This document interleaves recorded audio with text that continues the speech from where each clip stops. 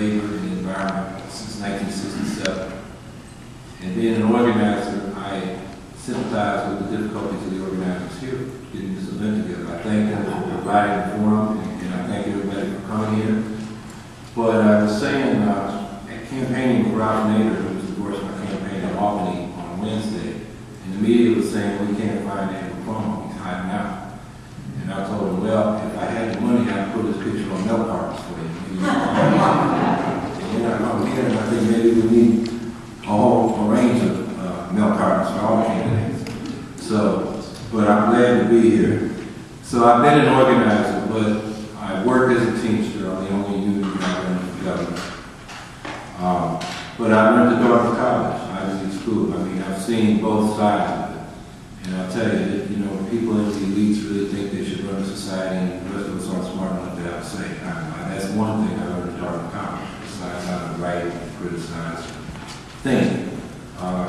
You know, we do have elites that think they're better than the rest of us, and I think that's a problem we have with government. I was in the Marine Force, even though I was anti-war on Vietnam from about age 14. My number came up, I listed in the Marine Corps.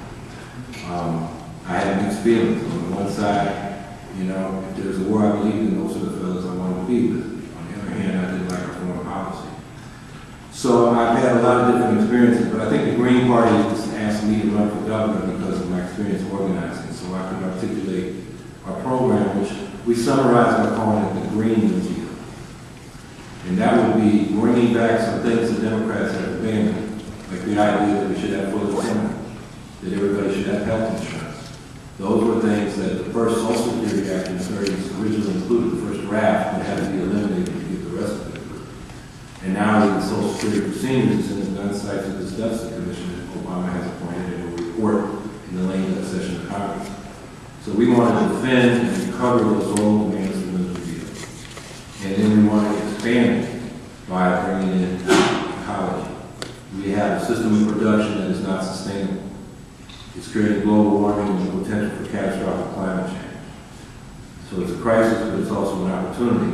Another big problem is persistent high unemployment as far as we can see forward. And I think we can deal with both those problems by directing investment to clean energy systems, mass transit, and all the things that go into having the efficient use of renewable energy. We need a massive investment in that to redevelop our energy system, and that will put people back to work, and will get the economy going right now so it's stagnant, and help avert climate change. So that's one of the central tenets. It's an economic stimulus, and we need it because right now the economy is bouncing along the bottom. Consumers are over-indebted, they're not spending. Business is not investing because the consumer's not there. The only other entity that can get the aggregate demand up and get the economy moving is government spending. Yet, all the major party candidates and some of the other minor party candidates, all they can say is tax cuts. You know, when George Bush found a surplus, he said tax cuts. That created a deficit. And then he said, we need more tax cuts to stimulate the economy. I mean, these people don't even, it's not even conservatism. The old conservatives used to say the wealthy have to pay their fair share of taxes. Eisenhower vetoed lower rates because he didn't want a deficit. Gerald Ford vetoed a tax cut the Democrats did in Congress for wealthy people as an economic stimulus and incentive to rich folks to invest because he said it was fiscally irresponsible. That's the old conservatism. Today, Cuomo is to the right of the old conservatives as well as Palladino. And Palladino's really talked himself out of the race. I mean, I think there's a mean spirit there. Every time he opens his mouth, he offends another group. I mean, who else could offend both Jews and Muslims without ever talking about the Middle East?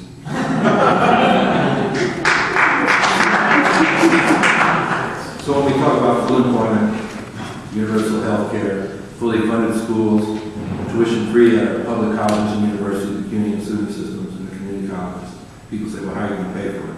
We've had 30 years of tax cuts for the wealthy, with the idea that we give them money, they invest in the means of production and employment, and it will create trickle-down new jobs and income.